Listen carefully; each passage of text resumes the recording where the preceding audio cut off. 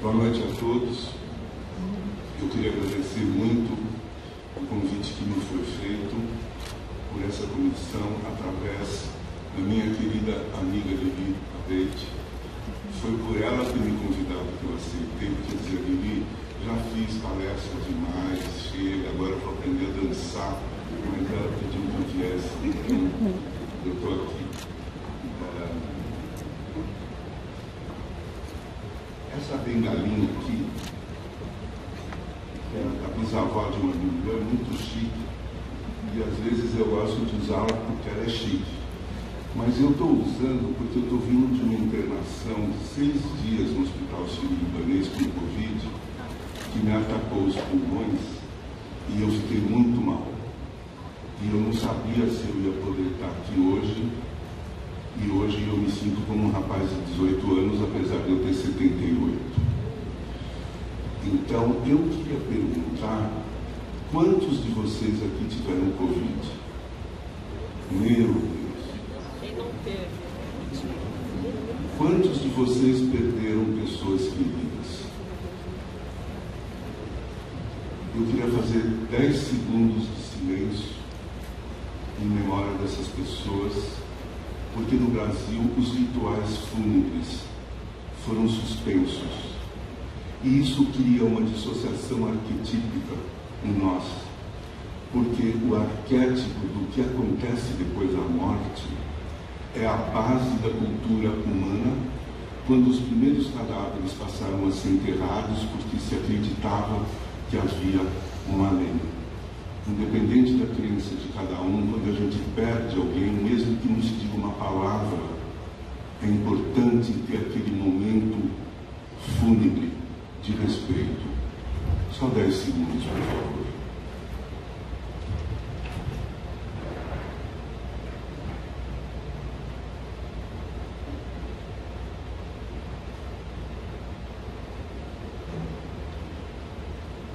Que Deus os receba na sua mais pura luz, porque nós estamos na escuridão. E cabe a nós abrir os olhos e procurar onde está a luz. Meu querido Gustavo está aqui presente? Gu, eu repito, a palestra que você fez foi a mais bela que eu já ouvi em anos de congressos, porque você junta a poesia e a psicologia e traz a dimensão da beleza da psicologia junguiana. E eu queria te contar uma coisa. É muito importante o que você falou sobre o instante. Quando eu estava isolado, sozinho num quarto do qual eu não podia sair, eu vivia 2 instantes, Gustavo. Um, que eu ficava deitado numa cama lendo Henri Corbin, Alone with the Alone, que é um livro maravilhoso sobre sufismo. Aquele era o meu instante. Se eu fechasse os olhos, eu entrava num outro instante. Eu me via aqui como eu estou agora. E foi naquela cama de hospital que eu fui juntando as ideias e os elementos que eu queria trazer para vocês hoje.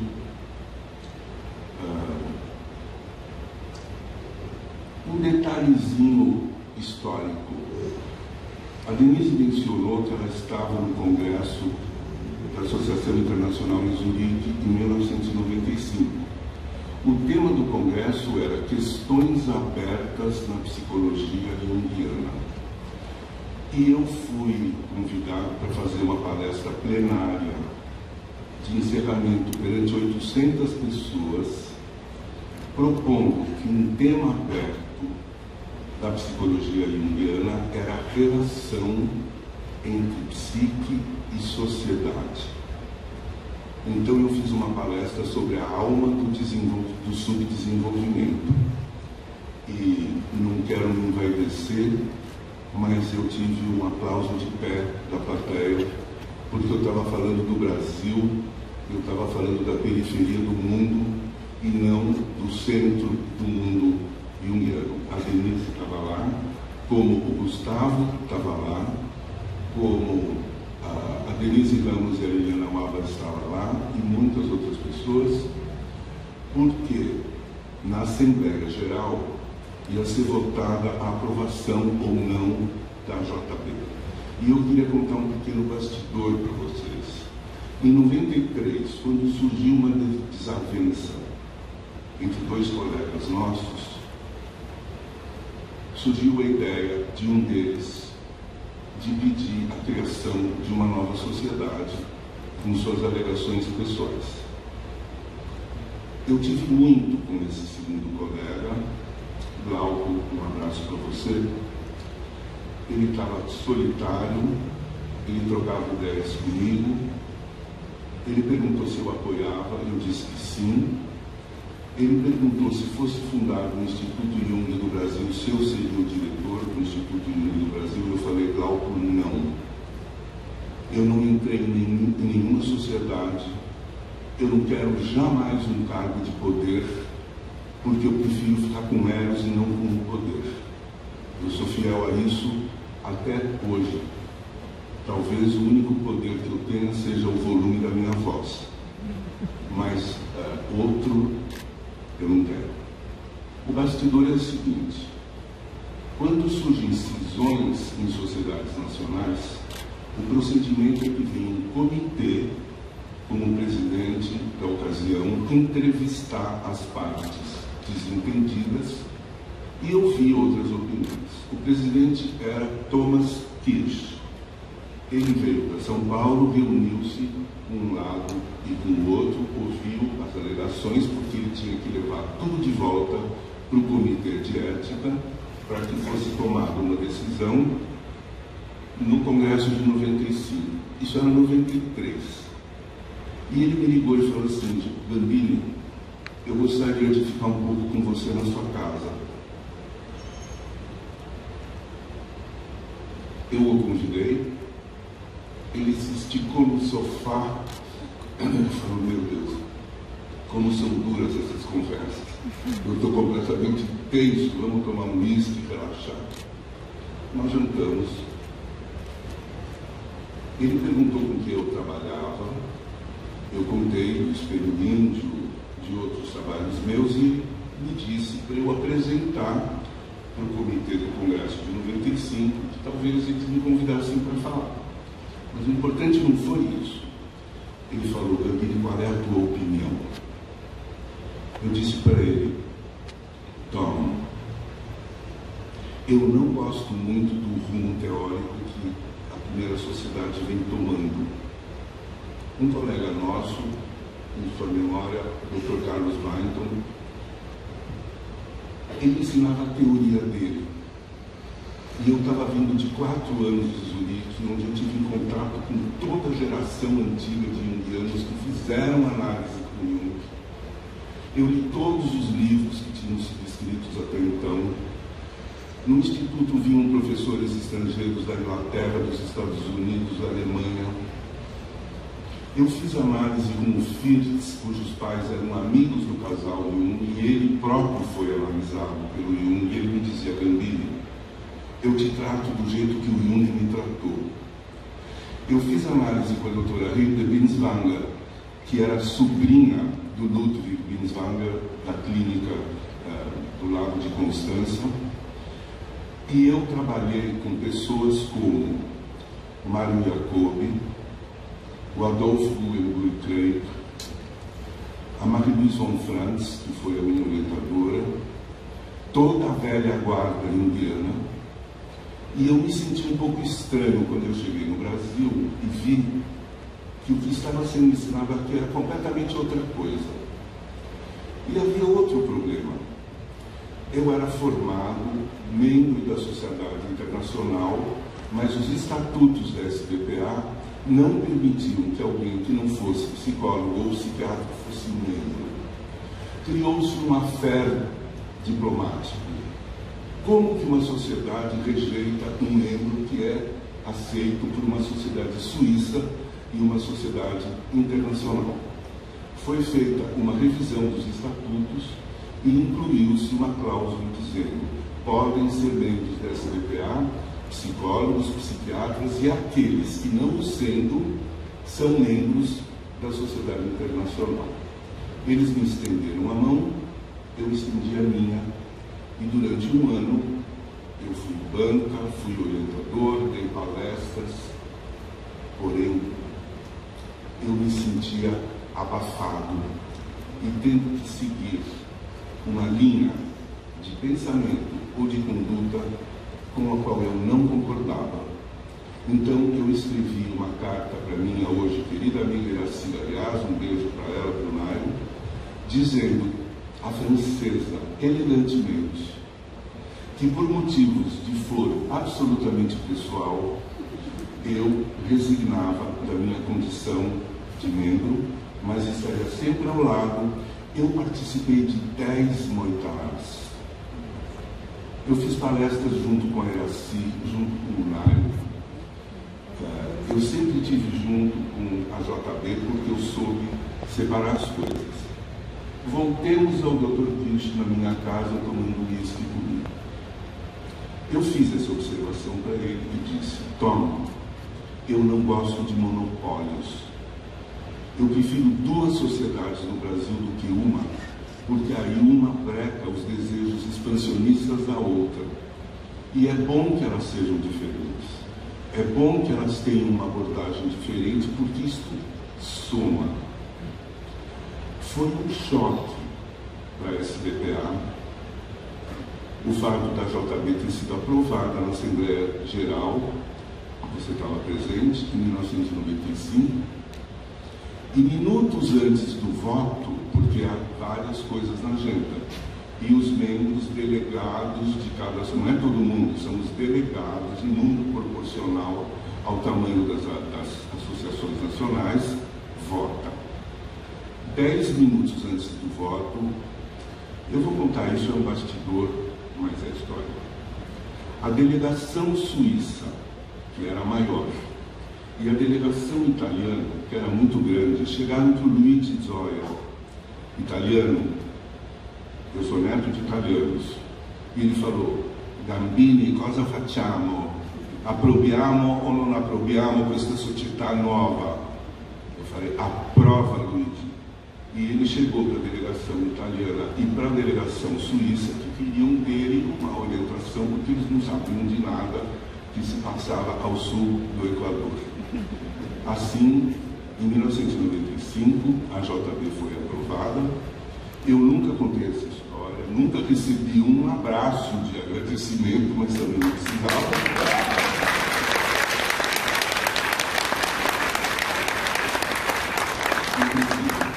Mas eu também andei junto com a JB, eu treinei analistas, eu fiz amizades, eu participei de encontros, como eu fiz com as duas, como estou hoje aqui. E essa é a minha história. Eu sou junguiano da cabeça aos pés. Mas como eu estou aqui, acho que por causa do meu livro, A Voz do Tempo, o que o tempo fez comigo, que é a pergunta que eu fiz para o Gu, e ele muito modestamente, humildemente não quis responder, então eu respondi por ele. O que o tempo fez comigo, ele foi me temperando, ele foi endurecendo a casca da minha árvore, ele foi lançando galhos em outras direções. Hoje eu adoro ler ciência, eu adoro arte, eu adoro cantar. Eu fiquei mais bravo, mas eu também fiquei mais doce. Eu fui tornando assim, eu fui me tornando essa metamorfose ambulante que eu sou. Estou muito feliz. E como eu conversar, é você hoje, Diego, numa festa encantada, onde estávamos ambos presentes, aconteceu o milagre da troca de olhares, olhos que não se viam por muito tempo, e brotou um amor fraterno, uma união de forças que só me deixa mais forte.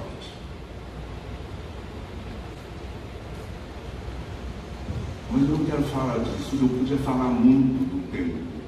Eu mudei como analista, eu sou muito mais relaxado com relação aos meus pacientes. Quem trabalha trabalha há muito tempo comigo percebe. Tem certas coisas do Jung que eu uso, outras não, porque eu não me identifico com elas. Eu não classifico as pessoas por tipo psicológico. Eu sei que isso é muito bom, mas não é meu jeito de fazer isso. Há certos conceitos que eu não uso e outros que eu reformulei à minha maneira. Eu sempre disse, se eu não puder explicar para o meu neto Benjamin, que tem 10 anos, o que é arquétipo, então eu não entendi nada. E eu explico, e ele entende. Então eu acho que depois de muita maturação, eu não cito Jung, como diz Jung. Ou eu integrei o Jung e eu falo com as minhas palavras, ou eu serei um eterno estudante. Então, todo mundo que trabalha comigo, eu digo, não fala ânima, fala o efeito que isso tem sobre você ou sobre o teu paciente. Eu não quero o rótulo, eu quero a experiência. Me conta a experiência que eu sou capaz de teorizar sobre ela, nas pegadas do Jung, mas como ele dizia, ele não queria que ninguém fosse jungiano, lembra? O que ele queria é que cada um chegasse à sua verdade, à sua compreensão do fenômeno psíquico, e que se fosse usar alguns dos conceitos dele, que pelo menos usasse com honestidade e não deturpasse o que ele falou. Eu só vou ler uma coisa do meu livro, um poema do Chico Buarque de Holanda, que diz assim: imagino o artista num anfiteatro, onde o tempo é a grande estrela. Vejo o tempo obrar a sua arte, tendo o mesmo artista como tela. Modelando o artista ao seu feitio, o tempo, com seu lápis impreciso, põe-lhe rugas ao redor da boca, como contrapesos de um sorriso. Já vestindo a pele do artista, o tempo arrebata-lhe a garganta. O velho cantor subindo ao palco apenas abre a voz e o tempo canta.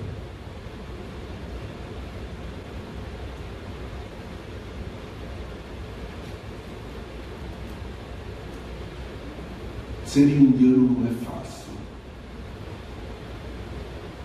É carregar um peso. Porque qualquer um de nós que se diz analista junguiano se prevalece do enorme prestígio do Jung, que acaba conferindo prestígio a nós.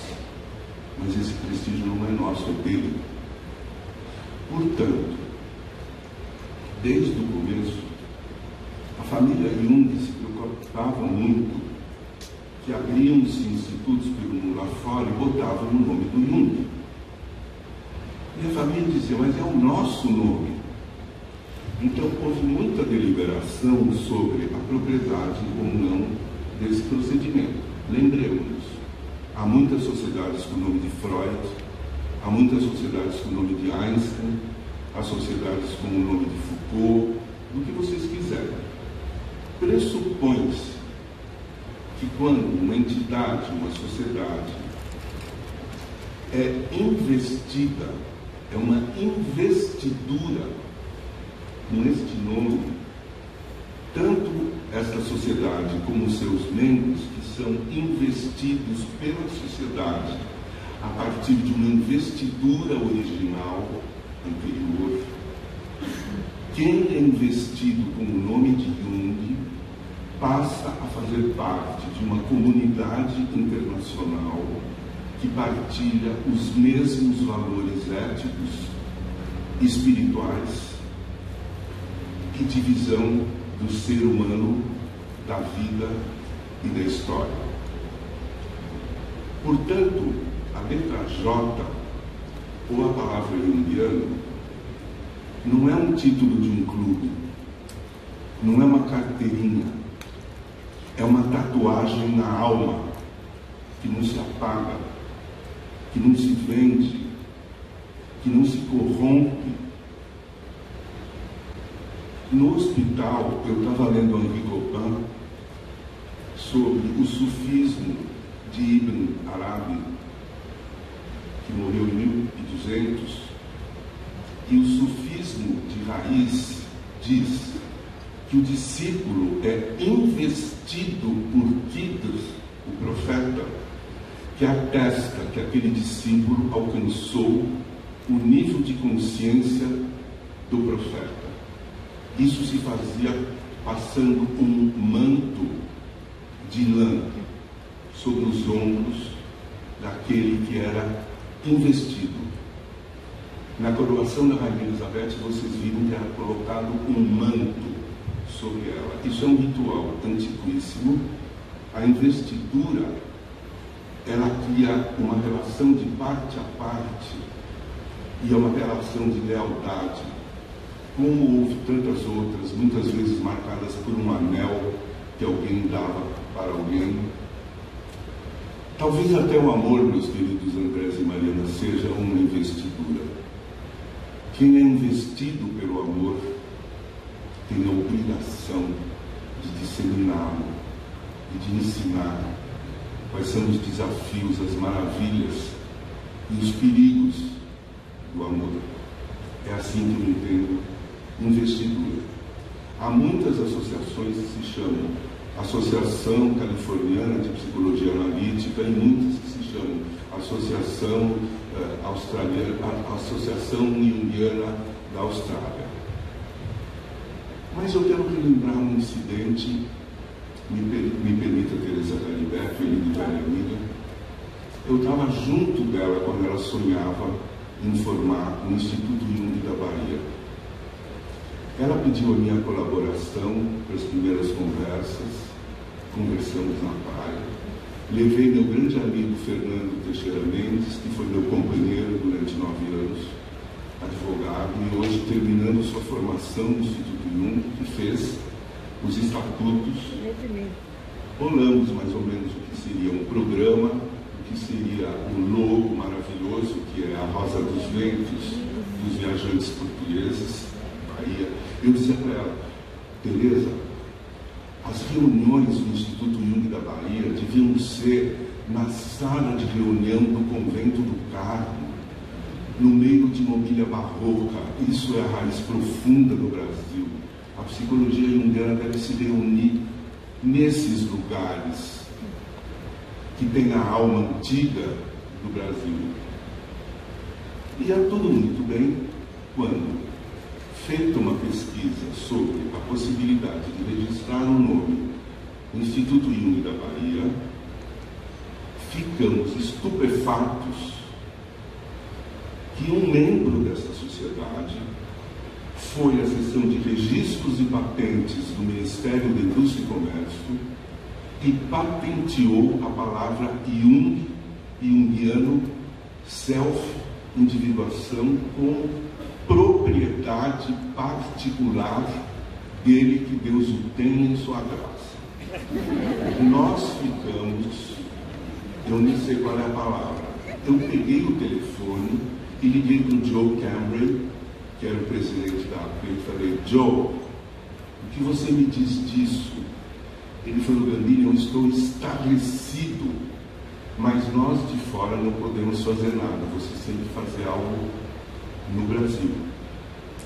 Eu liguei para o bisneto do Jung, com quem eu tenho uma amizade, o Daniel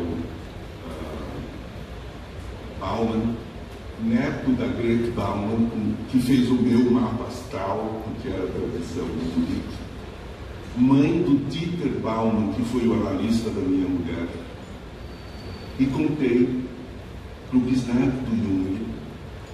Ele ficou absolutamente revoltado.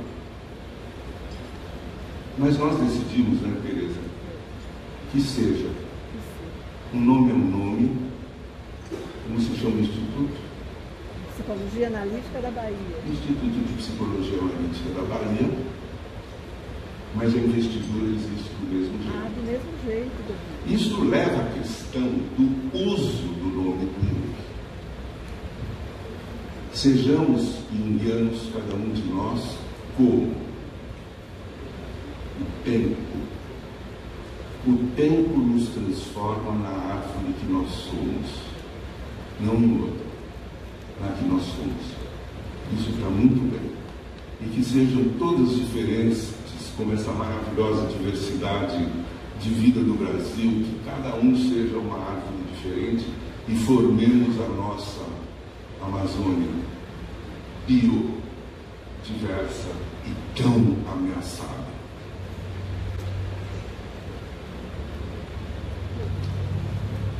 Hoje não é difícil conhecer a vida do Jung. Como vocês sabem, Sonhos, Memórias e Reflexões não é uma autobiografia.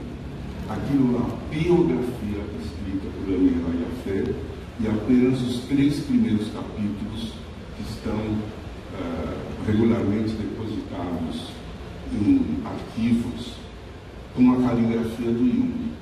Do capítulo 4 ao último, ela anotou perguntas que ela fez ao Jung e ela redigiu.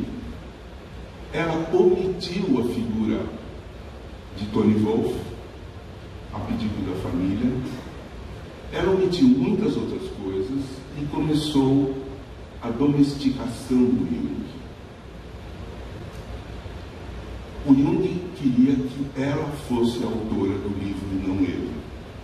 Porém, a editora inglesa, não, a alemã, falou: mas um livro de autoria de Jung vende muito mais do que um livro de autoria de Aniela Jaffe. Então, o interesse comercial acabou decidindo Sonhos, Memórias e Reflexões, Carl Gustav Jung. Nós devemos ao nosso queridíssimo colega Sonu Chandansani, que não é um biógrafo amador, mas ele é um historiador da ciência. Ele reconstruiu documento por documento, troca de carta por troca de carta. Como foi isso? Como foi que uma biografia simultânea, que teria sido escrita pelo Bennett, com quem o Jung conversou, acabou não sendo publicada, e depois vieram infâmias como a do Richard Knoll, que é um tipo completamente desajustado, e parece que por vingança por ele não ter sido aceito no Instituto Jung, escreveu um livro difamatório, como se Jung tivesse criado um culto solar e fosse o fundador de uma nova religião. O Sono botou tudo a limpo. Quem foi Maria Moltzer? Quem foi Sabina Spielwein? Qual era a relação do Jung com as mulheres? Como é que era um pouco a sombra do Jung, que nunca deu crédito para Sabina Spielwein, que foi ela que criou o conceito de ânima e ânimos? Nunca o Jung deu, ele não era santo. Quando eu falava para o meu analista dessas coisas, ele dizia: mas Gambini, quanto maior o homem, maior a sombra. O Jung era imenso, então é claro que ele tinha uma sombra. O meu analista fez tudo para que eu não idealizasse o Jung. Os livros do Sonu são posteriores, eu li todos eles. A Deirdre Baer escreveu uma biografia em 2 volumes que é cheia de erros, e há outras. E o Sonu Chandansani diz: a melhor biografia de Jung é a de Barbara Hanna, que conviveu com ele, e tudo que ela escreveu sobre o Jung foi porque ela viveu com ele. Não é uma biografia de uma historiadora, mas ele recomenda quem quer conhecer bem. Eu adoro essa biografia dela. Ela conta o último sonho do Jung antes de morrer, que ele se vê num emaranhado de raízes, com um fio que percorre as raízes, e ele, como se fosse a volta do rizoma. E eu encontrei a última pintura de Van Gogh antes de morrer, que é um monte de raízes e rizomas. E eu ainda quero publicar uma coisa curtinha mostrando que o último sonho de Jung e o último sonho de Van Gogh tem a mesma imagem, Gustavo. Há muita coisa para aprender do Jung, e eu estou neste ponto da minha vida, absolutamente bouleversé pelo trabalho do historiador da filosofia Peter Kingsley, que escreveu um livro, na minha opinião, fundamental, chamado Cadafalso, Jung e o Fim da Civilização Ocidental, onde ele cita uma carta de Jung para Carol Baines, em que Jung diz: nenhum dos meus discípulos me conheceu por completo. Meus discípulos tinham medo do meu lado gnóstico e do meu lado profético.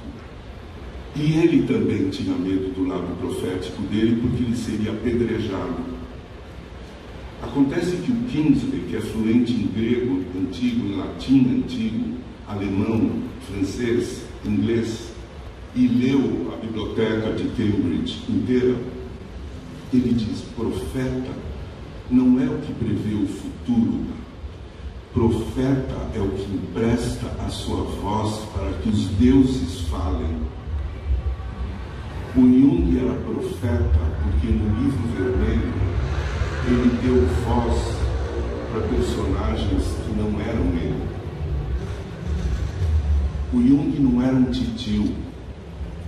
Depois que ele se meteu na aventura de escrever o livro vermelho e os livros negros, ele perdeu o sono para sempre. Jung não era aquele bonachão fumando um cachimbo, dando risada ao lado de uma mulher bonita. Ele era um homem atormentado, porque ele criou a penitência de Fausto em Bollingen como o templo de Filemon. A penitência de Fausto é a arrogância humana que desprezou os deuses. E Jung queria pagar parte dele pelo que a humanidade fez e causou sofrimento em Deus, voluntariamente. Não como Jesus, que quer carregar os pecados do mundo, ele queria carregar a parcela de culpa dele. Jung é muito maior do que nós pensamos. E o Kingsley coloca o Jung na tradição dos pré-socráticos, como Parmênides e Empédocles, dos pitagóricos, que praticavam religiões de mistério e de iniciação através da incubação. O Maier escreveu um livro muito interessante, A Antiga Incubação e a Moderna Psicoterapia.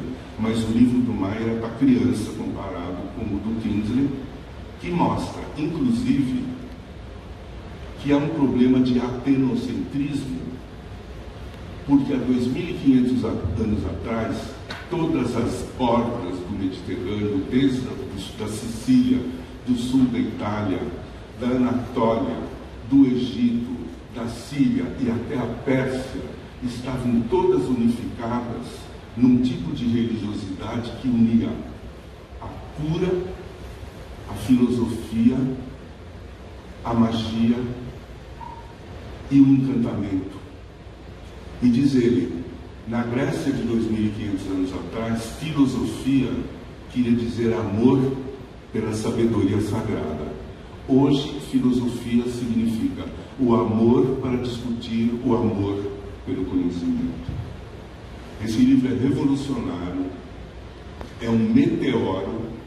Eu acho que a comunidade junguiana vai ou ignorar esse livro, ou retratá-lo, mas ele tem 400 páginas de texto e 400 páginas de notas bibliográficas, como eu nunca vi em nenhuma obra acadêmica. Eu quero chegar nesse Jung, que começou se preocupando com a dor da alma do mundo, com a dor do planeta. Portanto, a psicologia do Jung não começa e não termina no consultório. Ele queria tratar da alma do mundo, do sofrimento do mundo.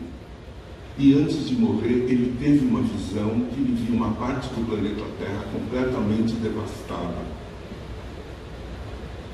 A Bárbara Hanna conta que quando ele teve essa visão, ele pediu que uma filha dele fosse imediatamente chamada Marie-Louise von Franz. Não foram.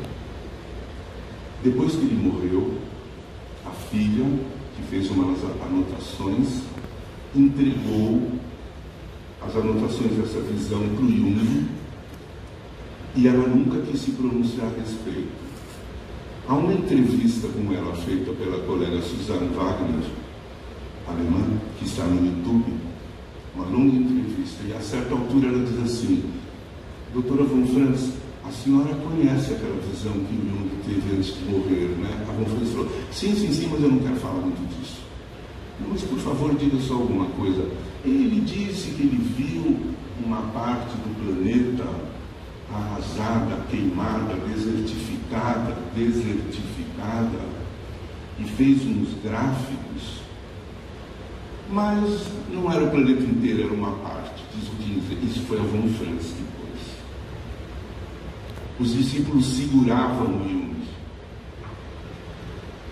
porque ele dizia o seguinte: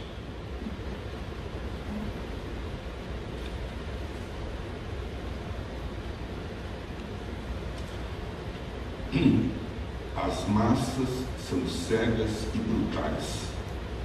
A consciência coletiva é incapaz de aprender com o passado, incapaz de compreender os fatos contemporâneos e incapaz de tirar conclusões corretas sobre o futuro.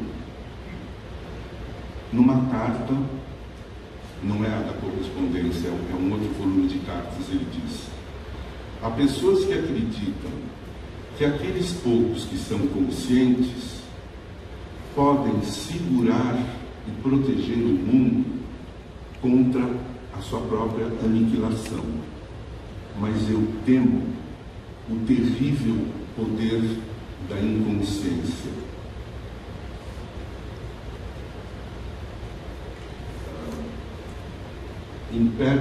Parmênides, que o Kinsey aproxima do Jung, dizia: estamos tão confusos que não conseguimos reconhecer a descrição de nossa confusão.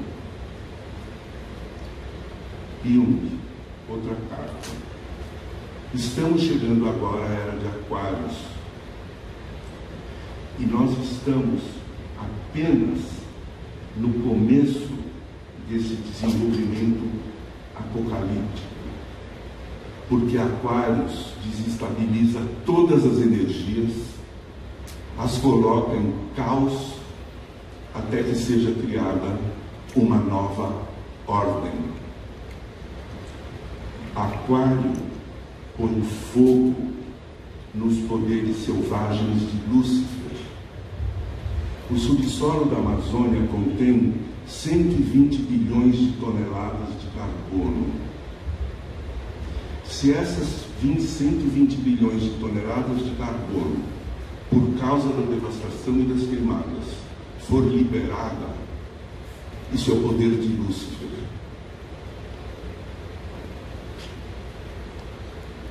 Jung se atribuía a seguinte tarefa: iluminar a estupidez, a escuridão e a inconsciência da humanidade. Eu acho que a análise junguiana é uma bela e eficaz maneira de se ouvir os sofrimentos da alma dos nossos pacientes. Ela vai desde uma psiquiatria junguiana até uma poética junguiana. São maneiras de ouvir as dores da alma. E eu creio que todos nós temos algum sucesso com pessoas que nos procuraram e usando a visão do Jung, as ferramentas dele, a caixa de ferramentas, como diria Michel Foucault. Use as ferramentas.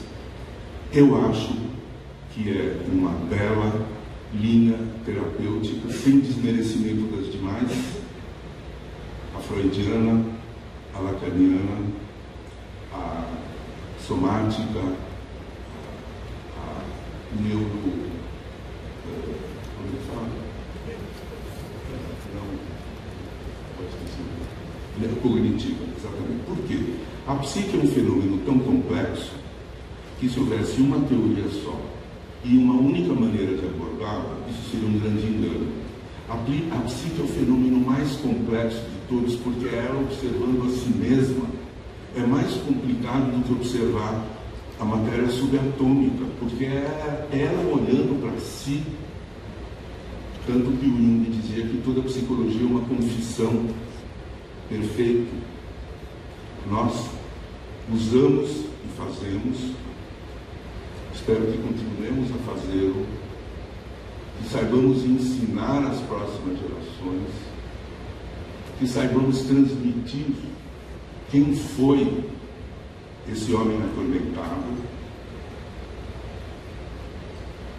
sem que caiamos em idealizações. Por exemplo, quando eu cheguei em Zurique com uma bolsa da FAPESP, porque senão eu não conseguiria ir para lá, que me manteve, eu e minha mulher, durante 4 anos, e 2 filhos que nós tivemos lá, com 2 analistas cada um, ela para Dora Kauf e o método Jung, eu com os que eu mencionei, pagando aluguel e indo de vez em quando comer um fondue, guiando um fusquinha velho, graças à bendita FAPESP e ao CNPq. Mas eu, brasileirinho, lá, a Fátima, uma mulher negra, a primeira que entrou no Instituto, nós nos sentimos um pouco pequenos. E eu tive o seguinte sonho.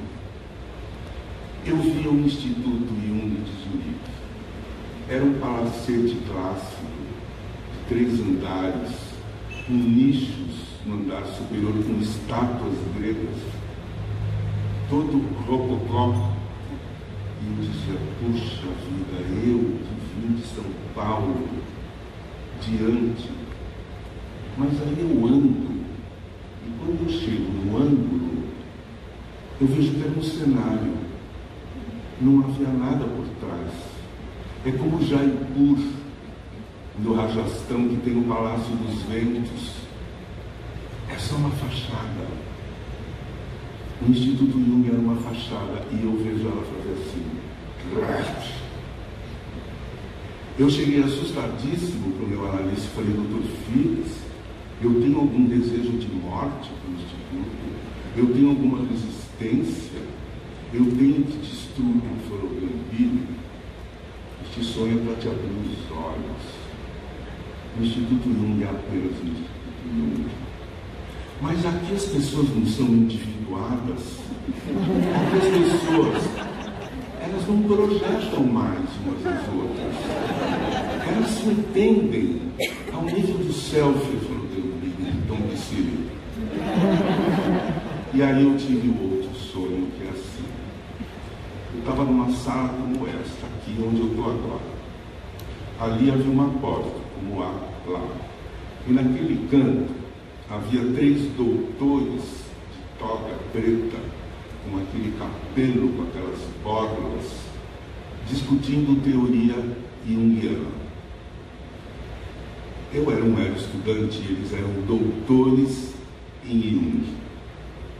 Nisso, por aquela porta, entra uma figura muito estranha, recurvada, um saco de estopa por cima da cabeça, nu do joelho para baixo, umas perninhas fininhas como as do Gandhi, curvado, olhando para o chão.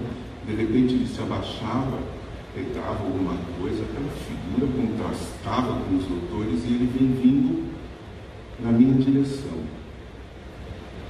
Quando ele passa por mim, ele levanta o saco de estopa e me dá uma piscada. Era o Jung.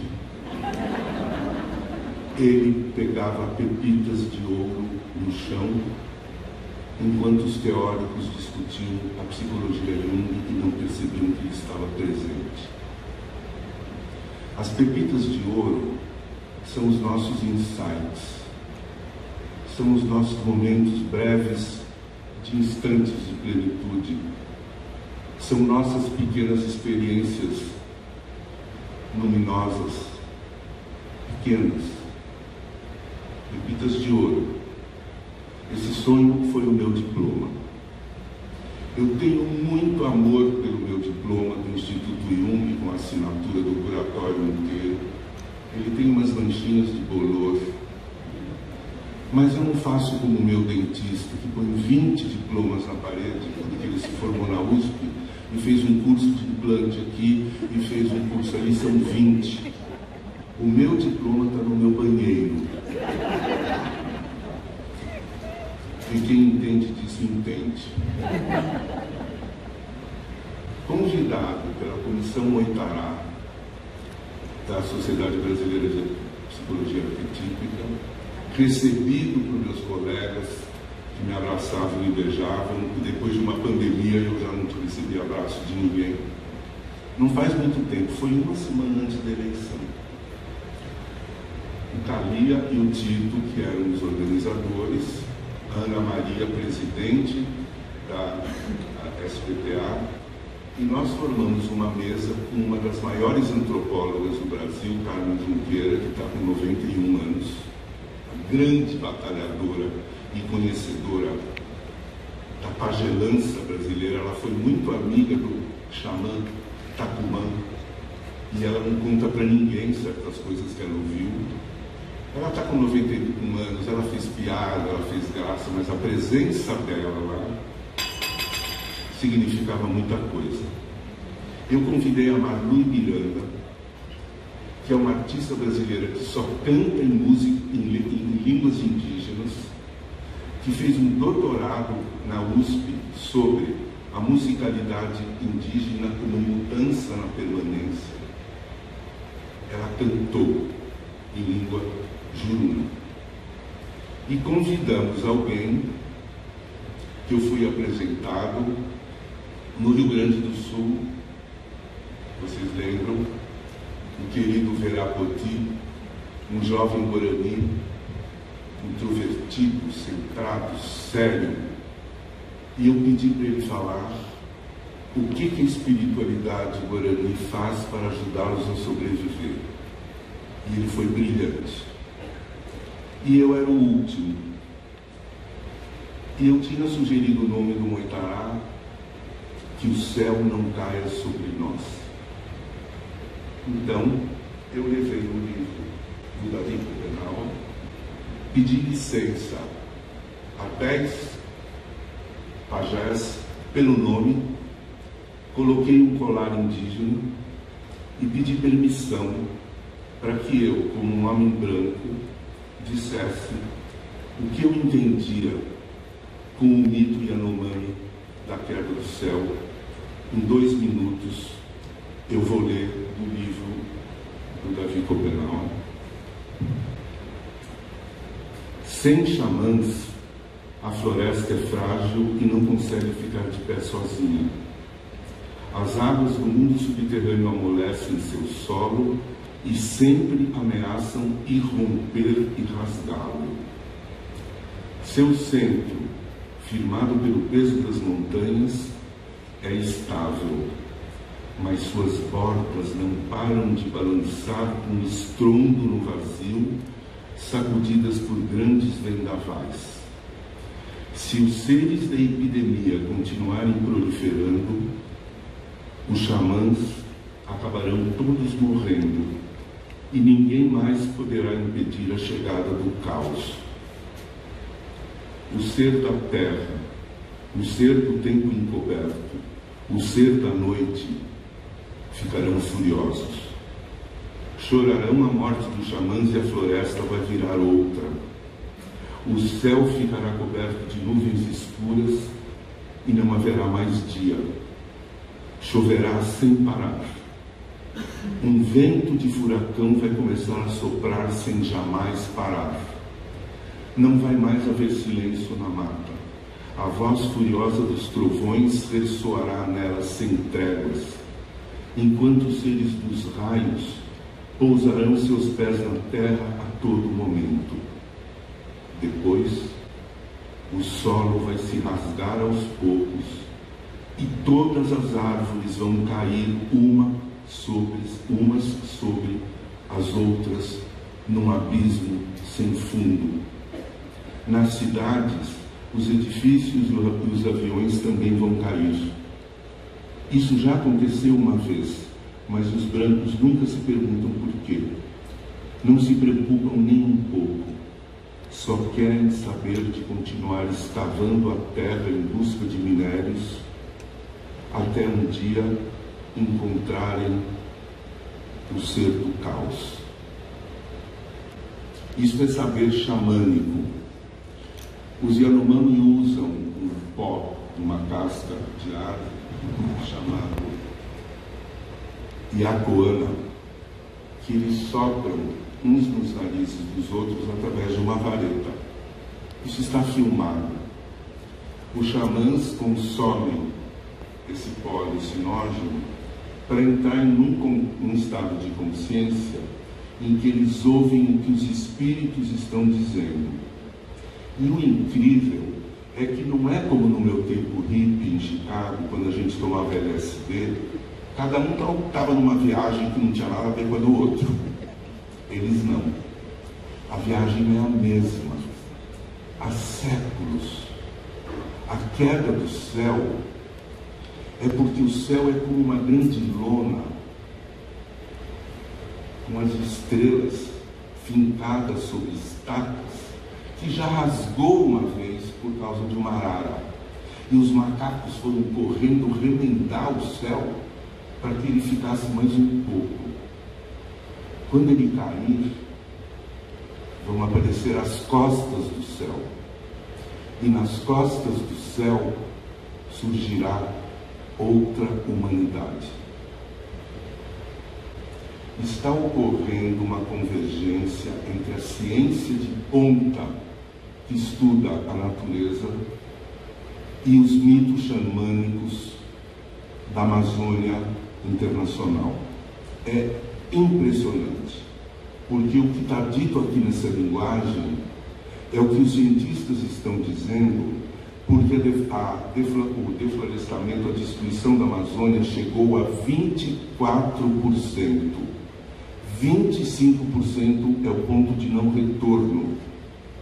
A floresta amazônica é responsável pelas chuvas de todo o centro do quadrilátero que vai de La Paz, Lima, até o sul de Minas, passando pelo sudeste, até Buenos Aires e até Santiago. Toda a chuva que cai aqui vem de lá. Assim como a chuva que irriga o agrobusiness brasileiro vem do Cerrado, que também está sendo destruído. A floresta amazônica produz um rio aéreo de água que o Sebastião Salgado fotografou numa exposição de tirar o fôlego, porque ele mostra a Amazônia na sua glória. E você abre a boca de ver um rio de água que percorre 4.000 quilômetros e leva a umidade para todo aquele território. O subsolo da Amazônia tem uma rede de raízes e de fungos e de micélios que conecta todas as árvores com as outras. Elas se ajudam. A flora é cooperativa. O mundo animal é competitivo. Nós somos muito mais atrasados do que a flora. Quando um homem qualquer pega uma motosserra e derruba uma árvore, ele não tem ideia do milagre que ele está desfazendo, porque nenhuma tecnologia será capaz de produzir uma árvore, uma rede de micélios, de raízes, de evaporação, de purificação, de criação de oxigênio. Pois bem, os cientistas estão falando de um mito científico, mito ou cuidadosas observações de que nós estamos entrando num período de desastre fatal.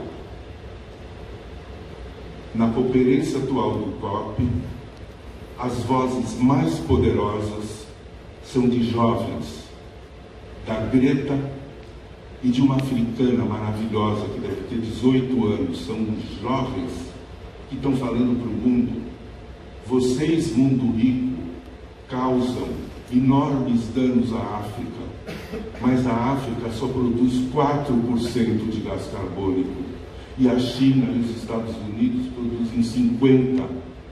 por favor, paguem o prejuízo que a África está sofrendo. A questão climática, ela vai pôr a nu toda a miséria da civilização ocidental.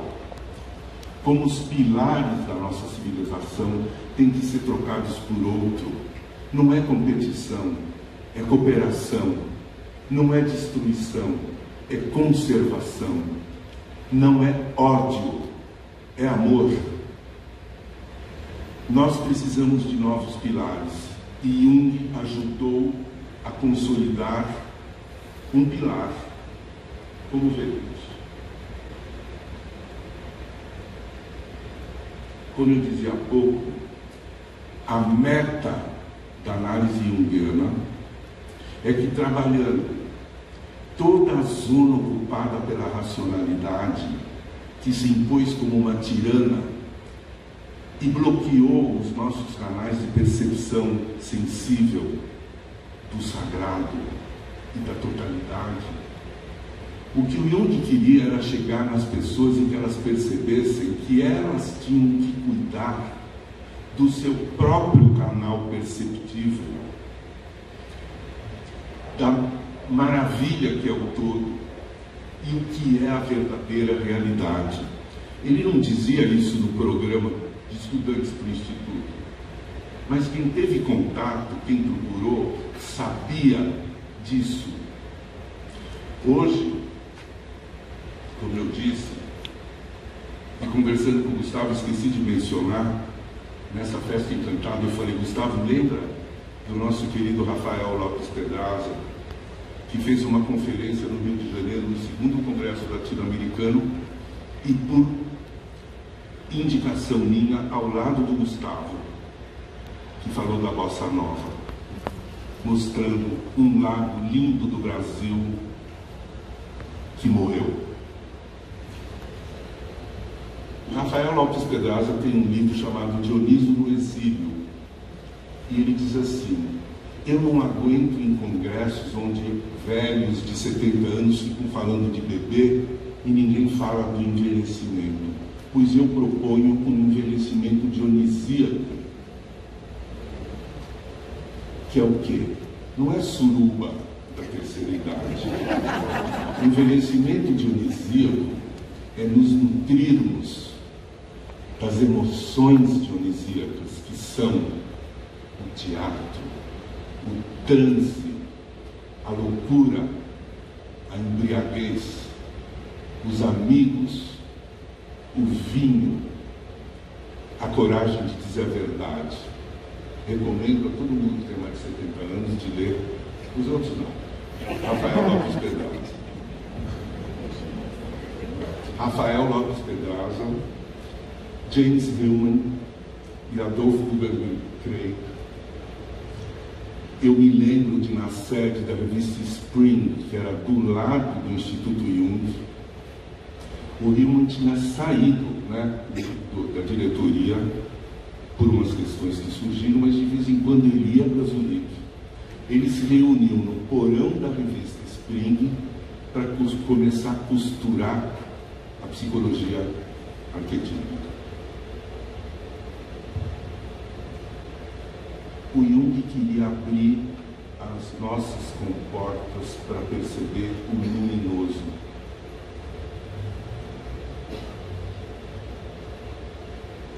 Então, Mariana, você trouxe uma flor que eu te pedi? Isso é teatro dionisíaco.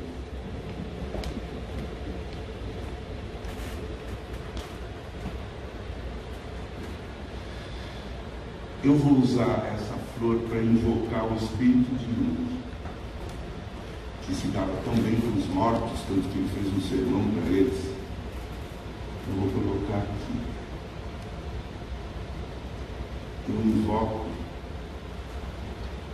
que ele ouça o que eu vou dizer e que ele me diga se ele concorda ou não. Vou te chamar de você, tá, Jung?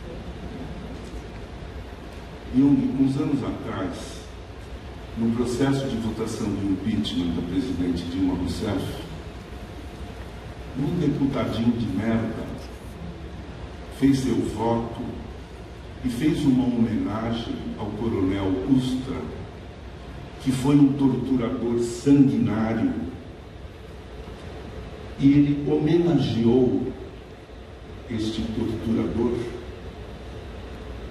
E um filho seu uma vez apareceu com uma camiseta com a imagem deste homem, que fez coisas do seguinte tipo. Isso está em Liliana Brum, grande jornalista gaúcha. Quem quiser abrir os olhos, leia isso.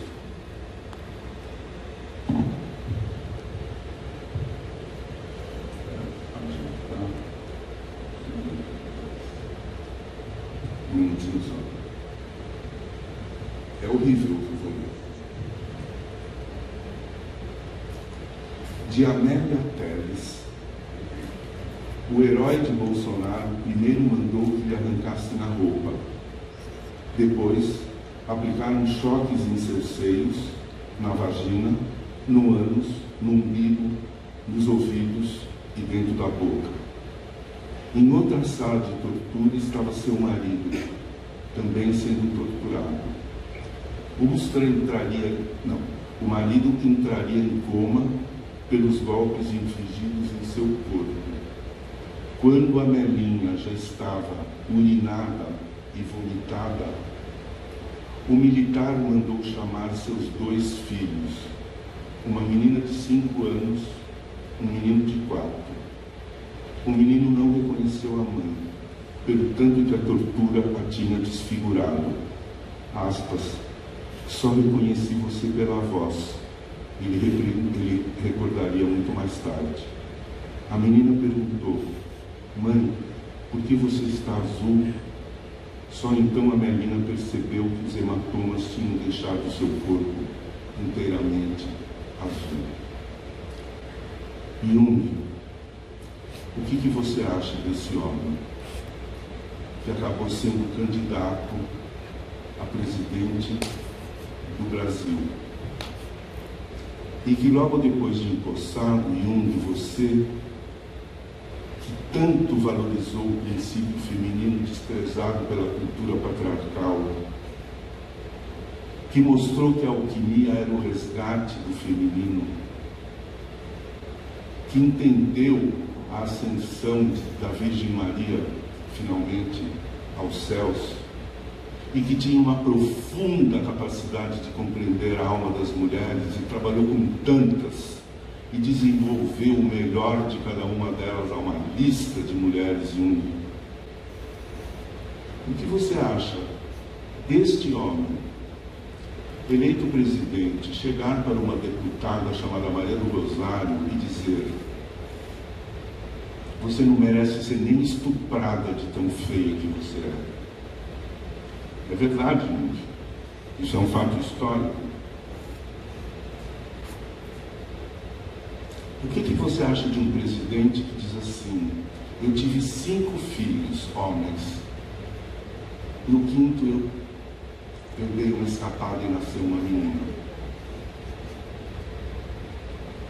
O que você diz de um país sob esse governo em que alguém chama uma juíza do Supremo Tribunal Federal, Carmen Lúcia, de prostituta,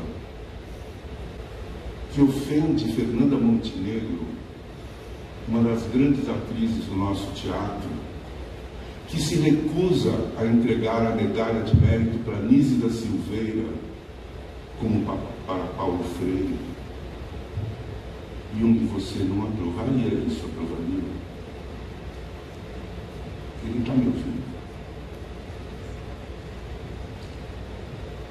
Você aprovaria um homem que acaba com o cinema nacional, dizendo que todos os filmes feitos no Brasil não prestam, que o teatro brasileiro é um antro de comunistas e de homossexuais, raça desprezível, que devia ser curada pelos pastores de uma certa seita? O que você diria de um homem negro que dirige uma associação Palmares que é outro nome muito pesado de carregar, e diz: mas a escravidão fez bem para os africanos. Jung tem mais. O que você diria do tipo de masculinidade que veio tomando corpo no Brasil? Ela não é só tóxica, ela é nojenta. Uma parcela dos homens brasileiros estão se tornando repugnantes. Tanto que um deles, o presidente, diz: eu sou imbrochável, que é um insulto às mulheres. Jung, o que você diz de um presidente da República que retira as verbas federais para as universidades, que retira a verba da merenda escolar das escolas públicas, que desprestigia a classe dos professores e dos intelectuais?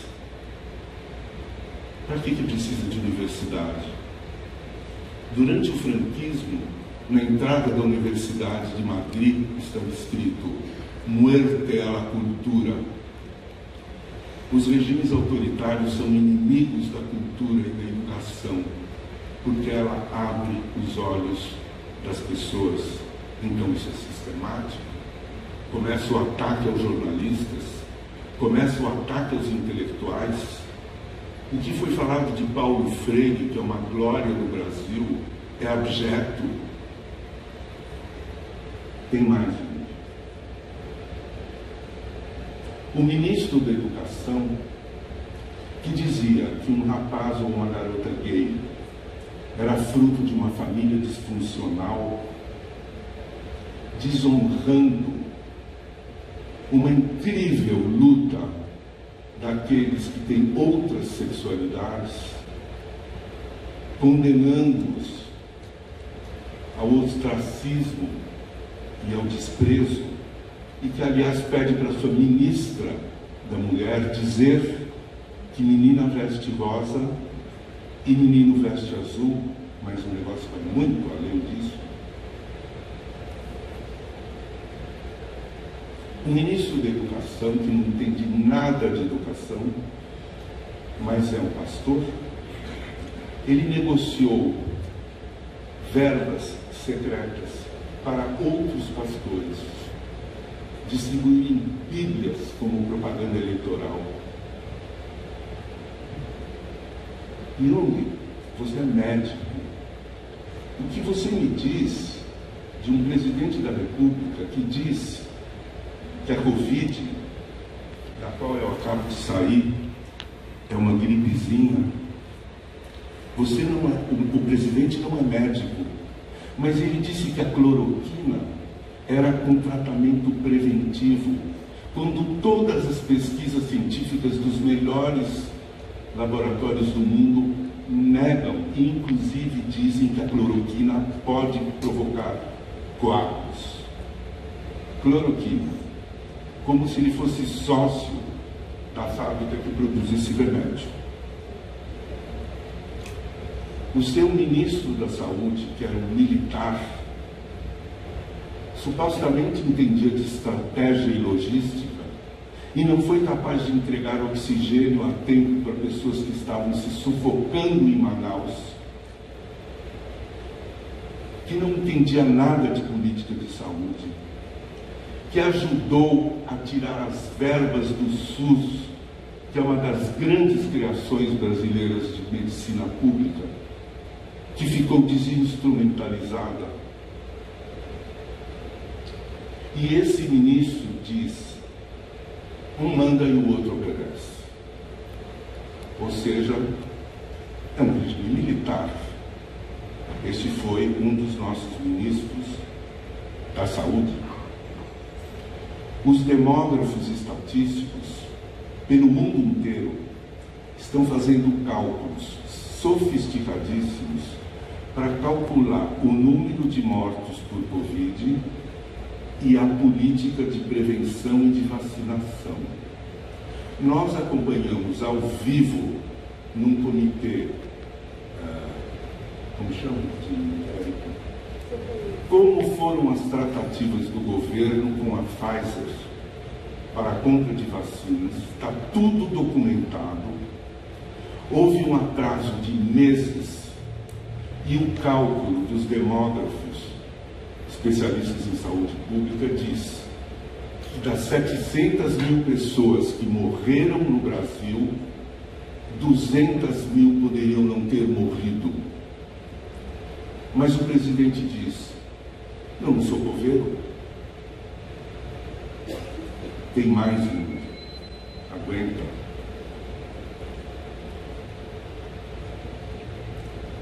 Jung, você sempre falou da sacralidade da natureza, da importância dos saberes ancestrais. Você chamava de homem primitivo naquela época. Hoje não se fala mais assim.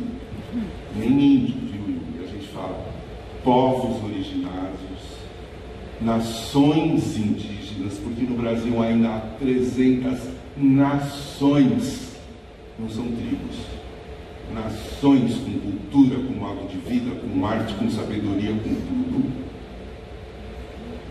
Jung, o que você me diz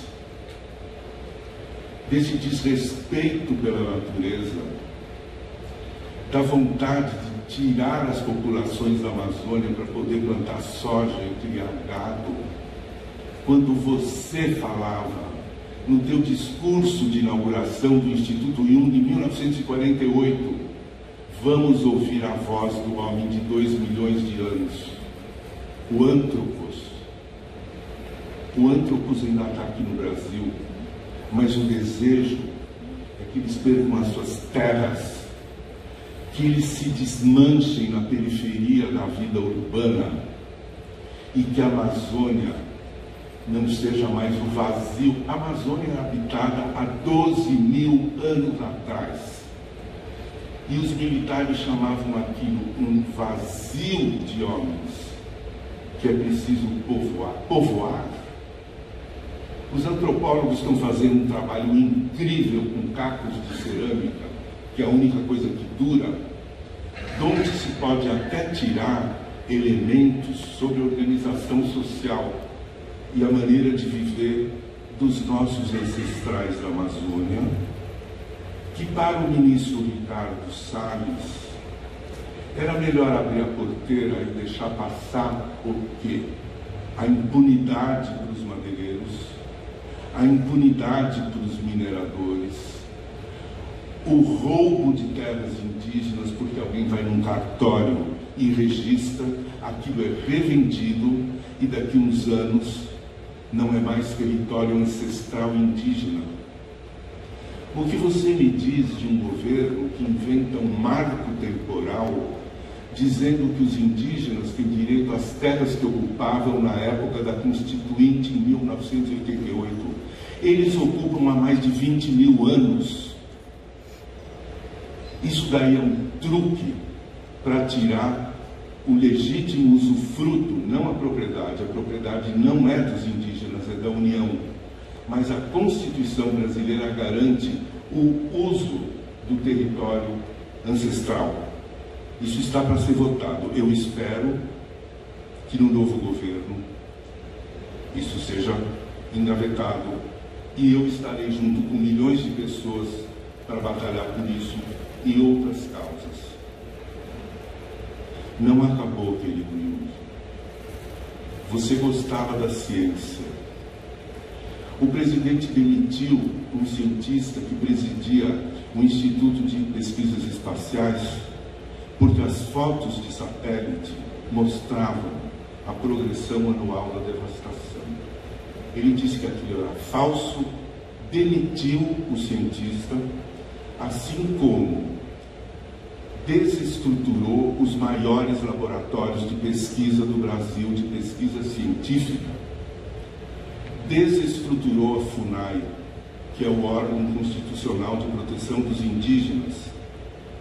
Desestruturou todos os órgãos de controle da predação e da destruição do meio ambiente, das populações ribeirinhas, das populações quilombolas.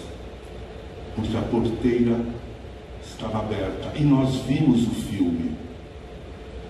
Ricardo Salles, que deveria ir preso, teve mais votos do que a Marina Silva, que hoje é reconhecida internacionalmente como uma grande figura que tem o que propor em colaboração com outros países para combater o desastre que se aproxima. O presidente derrotado se refugiou no seu bunker no Palácio da Alvorada. Ele não trabalha mais. O presidente eleito está viajando pelo mundo e recebendo adesões da Alemanha, da França, do Canadá, dos Estados Unidos, da Nova Zelândia, da África do Sul, da Austrália, da América Latina, dizendo: o Brasil voltou ao cenário internacional. E agora o Brasil tem um papel fundamental no combate à destruição. Jung, você que sempre foi tão corajoso, sem medo da verdade, se arriscando, proclamando o que você considerava verdade, o que você me diz da indústria de notícias falsas? O que você me diz de se falar de novo de terraplanismo, Jung? O que você me diz do império da mentira, que, como dizia Goebbels, de tanto ser repetida acaba se tornando verdade, e a tática é a do Goebbels. Um secretário da Cultura chamou seus cenógrafos e reproduziu o escritório de Goebbels com um quadro, uma estátua de bronze, uma bandeira, um cabelo esticado para o lado, fazendo uma fala idêntica à de Goebbels sobre o futuro que o Brasil deveria ter. E mais duas coisas, Jung. Você dizia que a melhor situação da psique é a democracia, porque todos os nossos componentes podem se sentar em volta da mesa, brigar, xingar, se degradar, fazer alianças, fazer mudanças, num regime de democracia psíquica. O autoritarismo psíquico faz com que um complexo, por exemplo, domine o resto. Jung dizia: o melhor regime de política interna é a democracia. E eu creio, Jung, ter lido em você que a democracia, cujos primórdios apareceram em Atenas, mas nas comunidades indígenas brasileiras são todas democráticas porque numa chefia, é como se a democracia externa fosse uma exteriorização da democracia interna. Assim como, quando ele diz que a estrutura do sonho é a estrutura do drama grego, o teatro grego é a visualização do teatro da psique. Orestes, Fedra, Hipólito, Ícaro, todos eles, Ana Maria Cordeiro, eram componentes da psique grega. A genialidade grega foi transformar em mito, em matéria, em personagem de teatro, instâncias que antes existiam na psique. Jung, você é a favor da democracia, não é? Para terminar, meu caro, o que você me diz de usar o nome de Deus como cabo eleitoral? O que você me diz de se apresentar o Deus cristão, que é o Deus do amor? Quando o cristianismo surgiu nos primeiros séculos, foi a primeira religião a dar valor à vida humana.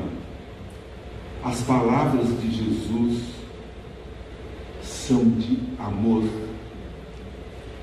Como que o Deus de Jesus é reivindicado como cabo eleitoral que propaga o ódio e frases do tipo: tua hora está chegando. Como que uma facção da Igreja Evangélica, herdeira da nobre reforma protestante de Lutero, Calvino e Zwinglio, que mostraram a sombra do catolicismo e criaram uma ética protestante que, como diz Max Weber, deu a origem ao capitalismo moderno e criou genialidades como Bach, por exemplo. Como que essa raiz protestante, nossa irmã do catolicismo, do amor, gerou essa monstruosidade? Jung, você nos ensinou que a imago Dei, a imagem de Deus que cultivamos, é o que em última instância nos orienta. Se meu Deus é um Deus vingador, se meu Deus é um Deus do ódio, eu sou seu instrumento.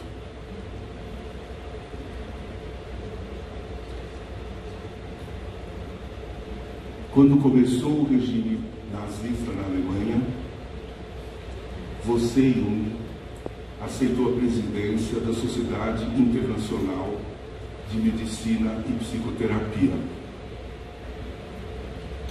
Você foi para Berlim. Hitler estava subindo ao poder. O regime foi instalado.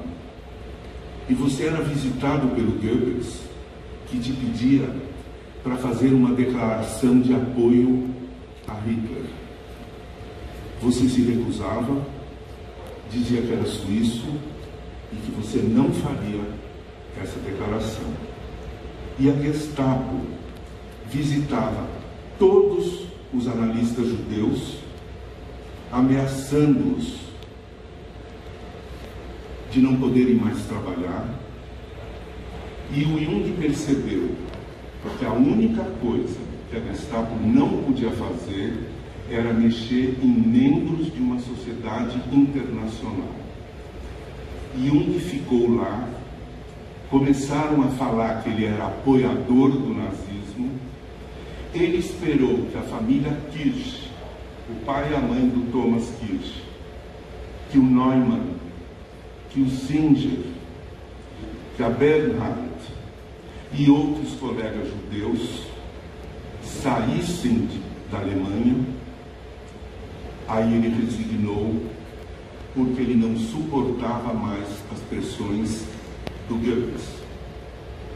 Eu tive acesso a uma revista inglesa que foi republicada pela revista Du alemã, que conta que Jung era colaborador do serviço secreto inglês, porque um dos médicos do Hitler consultava o Jung a respeito de qual seria o diagnóstico de Hitler. Jung não ia se curvar à ética profissional. Ele informou o serviço secreto inglês, ele informou Churchill. Há fotos de Jung tiradas por aquele serviço secreto. Ele tinha um número, ele falava por código. Mas, quando o IJUSP de São Paulo convida para uma mesa redonda, e o convite veio por você e eu aceitei, uma mesa redonda de 3 analistas, um freudiano, que seria o Renato Nezan, ilustre pensador, o outro seria o Denker, lacaniano, da Universidade de São Paulo, e eu tive a honra de ser escolhido como o junguiano que iria debater com eles. O nosso colega Dunker postou nas redes sociais que Jung era um apoiador do nazismo. Eu não quero que nunca mais haja nenhuma sombra de dúvida que Jung lutava peito a peito contra o nazismo, o fascismo, o autoritarismo, publicamente. Quem recebeu a investidura do nome de Jung não pode ficar neutro. Eu fiquei estarrecido uma vez, de pura alegria, no fecho do Moitará. Eu esqueci de dizer, a minha visão de homem branco é que o céu, para nós, é o depositário dos nossos valores supremos: a liberdade, a verdade, a justiça, o companheirismo, a colaboração, os direitos universais do homem. Esse é o nosso céu, como o céu dos Yanomami. Há uma semana das eleições, eu terminei a minha fala, você estava do meu lado, e eu disse que o céu não caia sobre nós no dia da eleição. Ele não caiu. Por 2 milhões de pessoas. Senão talvez eu não pudesse estar falando aqui. Nós vamos reconstruir. Nós vamos reconstruir e fazer o que está ao nosso alcance. Agora eu vou terminar. Mas agora eu fiz tudo isso para chegar no que eu vou dizer agora, pedindo compreensão. Eu falo a partir do amor. Eu não penso em ninguém em especial, nem sei quem são. Mas quando eu li um manifesto dessa sociedade que dizia o seguinte: em pleno espírito junguiano, a condição de um analista é saber lidar com os embates dos opostos, em si mesmo e no coletivo, e buscar a integração das polaridades de forma criativa. Aqui temos um sofisma. Não são polaridades. Polaridades seria você do Partido Conservador ou do Partido Trabalhista. Uma democracia e uma ditadura não são polaridades, porque a democracia apenas pretende sobreviver e a ditadura pretende destruí-la. Você não pode dizer que um assassino e sua vítima sejam um par de polaridades. Quando o inimigo está à porta, é na hora que a gente tem que destruí-lo. A Ana Maria estava do meu lado. Ela falou: Gambino, eu quero fazer uma declaração pública. E fez, está nas redes sociais, consultando um bom número de junguianos da SBPA. Ela fez uma declaração absolutamente sincera, condenando o apoio ao candidato derrotado. Quando eu li isso, eu senti um frio na espinha. Isto não é mercurial, isto é um sofisma, porque não são polos.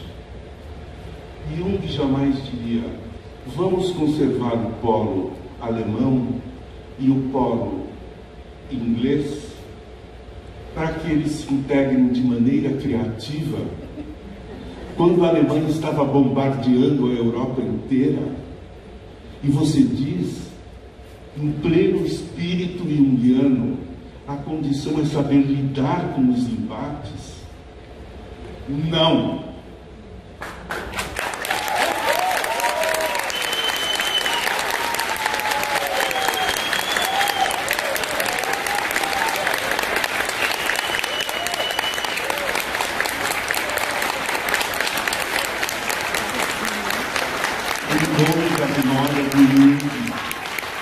Eu e milhares de colegas meus no mundo inteiro, e aqui no Brasil também, nós reivindicamos que a história do Jung não seja deturpada e ultrajada. Jung jamais diria isso. Por quê? Eu entendo a situação da diretoria da JB. Alguns membros estavam de um lado, outros de outro. É um direito de cada um. não há o que discutir. Porém, ser junguiano e bolsonarista é impossível.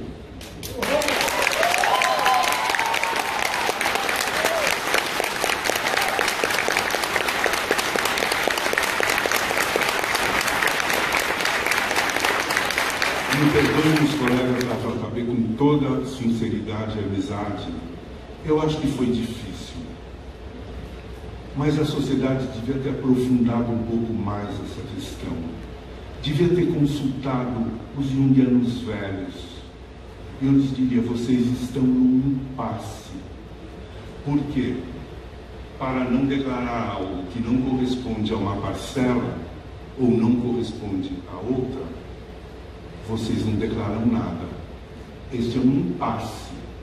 O impasse é uma situação arquetípica. Está dentro do labirinto. Está dentro de uma oposição enorme. Isso é mítico.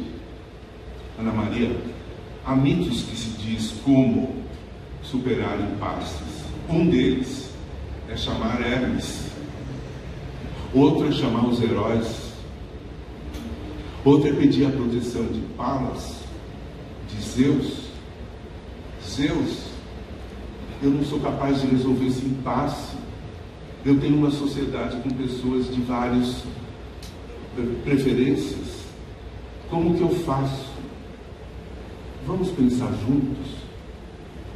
Vamos tentar entender o que aconteceu no Brasil, que houve uma regressão cognitiva, que houve uma rigidez cognitiva, como os que estudam o espectro autista dizem, que um jovem no espectro, ele toma conhecimento de algo, digamos um procedimento no banco.